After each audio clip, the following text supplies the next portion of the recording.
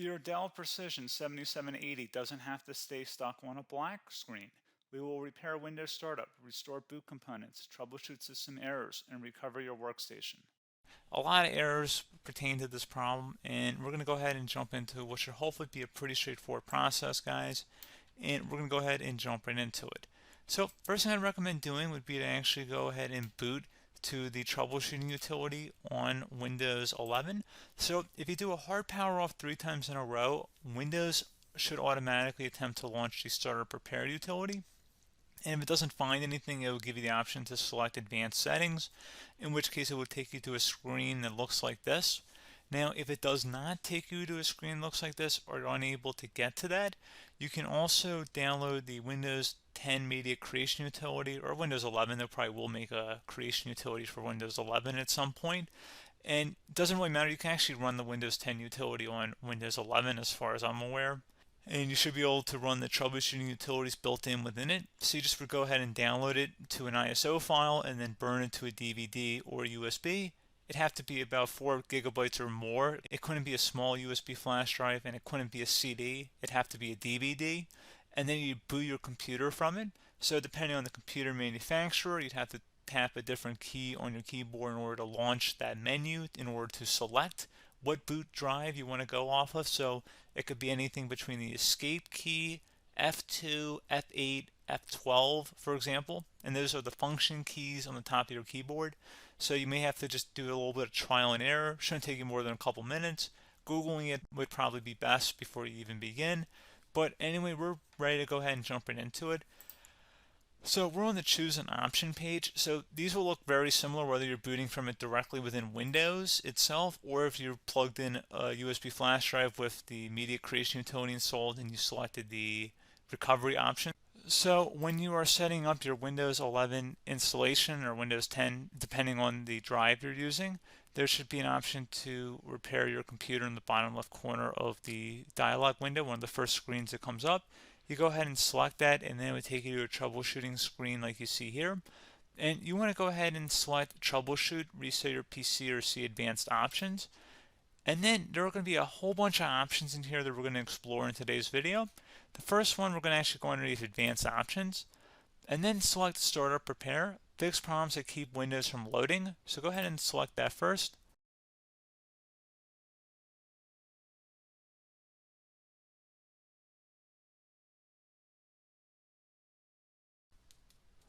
Okay, so you can see it could now repair our PC. That was our first option we could try. Something else, if we go back into advanced options here and then select troubleshoot, we're going to go underneath advanced options again. You can go ahead and actually access safe mode by selecting startup settings.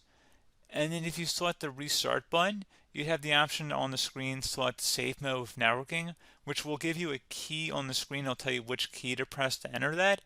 I believe it's the F7 key. It'll do that for you. I'm not going to go over that in today's tutorial because I don't really want to go into safe mode, but you're more than welcome to attempt that by going into here and then selecting restart. Again, it'll launch another screen. It'll say what key do you want to press, and it'll give you like 7 or 8 different options, and you want to select safe mode with networking. There's also an option for a command prompt too, but that's going to be something we're going to cover later in this video, and we don't even have to go through that in order to access it. So that's why I'm not going to really push for that, because unless you know exactly what's causing the problem, you probably don't need to go into safe mode. Unless you're trying to recover files, in which case then you definitely can go into safe mode, but we're trying to actually recover our computer here. So I hope that makes sense.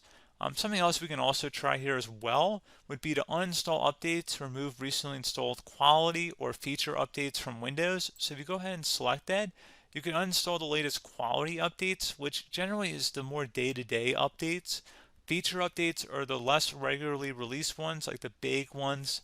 I would equate it to service packs in like Windows 7 and Windows Vista and Windows XP. So larger updates that occur once or twice a year at most.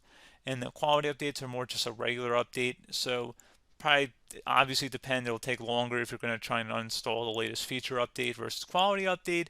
And maybe you don't need to go back that far. So just giving you guys a couple of pointers with that. Something else you can also look at here, and we're going to jump into the command prompt in a little bit, but you can select System Restore, which will use a restore point recorded on your PC to restore Windows. And this is something I would highly recommend here, guys. So select next. Assuming you have a restore point saved on your computer, you go ahead and select the most recently created one, and you'll select next, and then you'll select the drive. You shouldn't actually have to select the drive. You can scan for affected programs, but we're going to keep it all default here, and then we're going to select finish. So once started, system restore cannot be interrupted. Do you want to continue?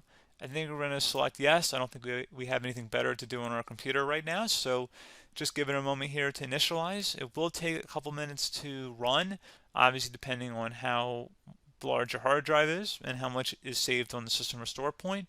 So just give it a couple minutes here.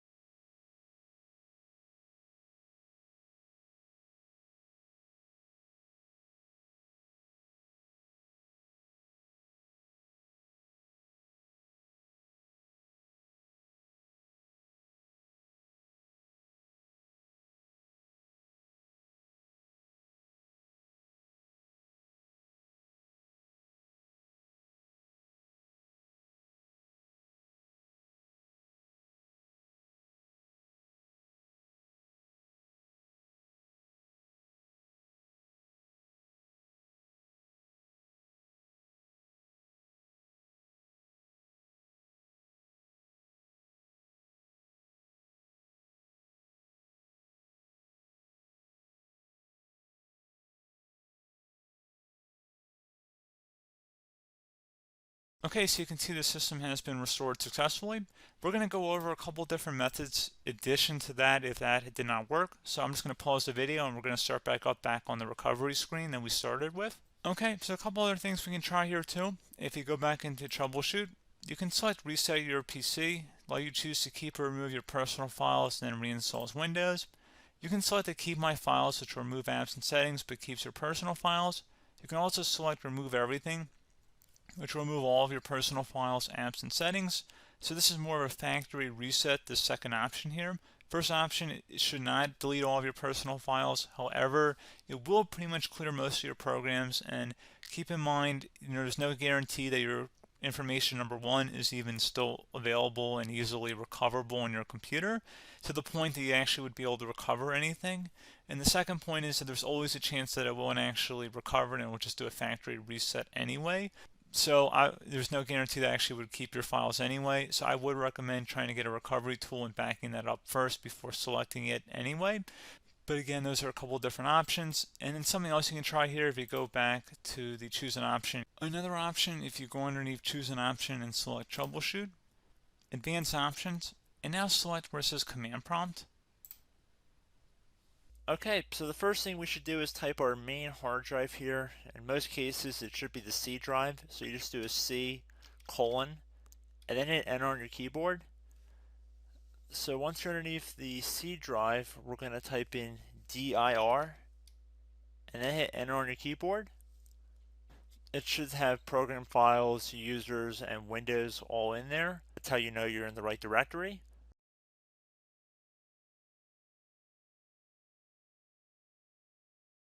In some cases, it might be the D drive as well, so just keep that in mind.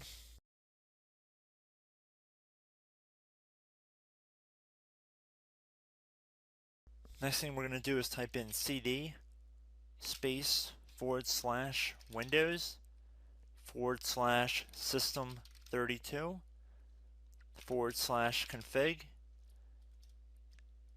and then you're going to hit enter on your keyboard.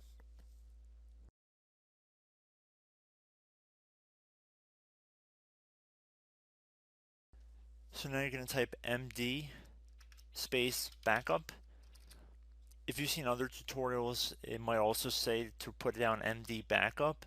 That's because the backup name is pretty common when you want to back something up. So you can name this whatever you want, doesn't have to be backup. So if you've already made a backup folder in the past, you could do backup 1, for example.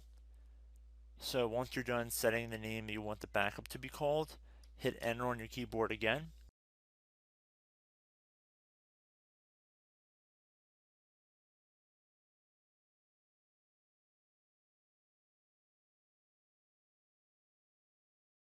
At this point you want to type copy, C-O-P-Y, space, then you want to do the star symbol above the 8 key, then do a period or a dot, whatever you want to call it, then another star sign, and then another space, and then type backup, and then hit enter on your keyboard.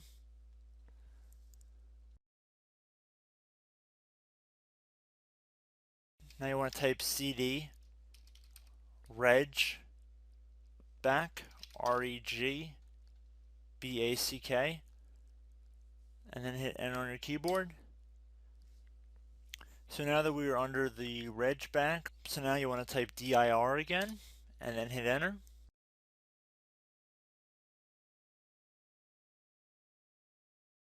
So now at this point we're going to type copy again. So copy, space, star sign,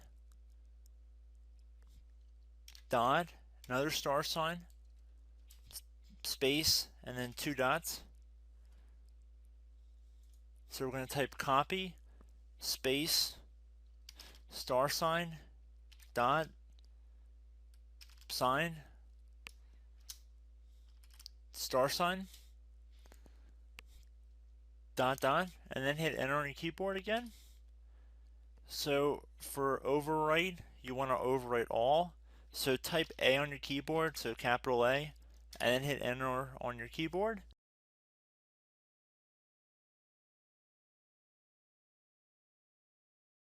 So at this point you should be good to go. You can close out of the command prompt window, and if you accidentally continue to Windows 10 you should be all set. So I hope one of these 3 or 4 different methods we went through in this tutorial helped you guys out. Again, I'm not sure if you guys heard me earlier, but try to go back into your safe mode if possible and uninstall any programs you know might be conflicting with the Windows startup if you can get into safe mode. So just keep that in mind. Something very simple like that could be blocking up everything. So again, I hope this tutorial helped you guys out, and I will catch you in the next tutorial. Goodbye.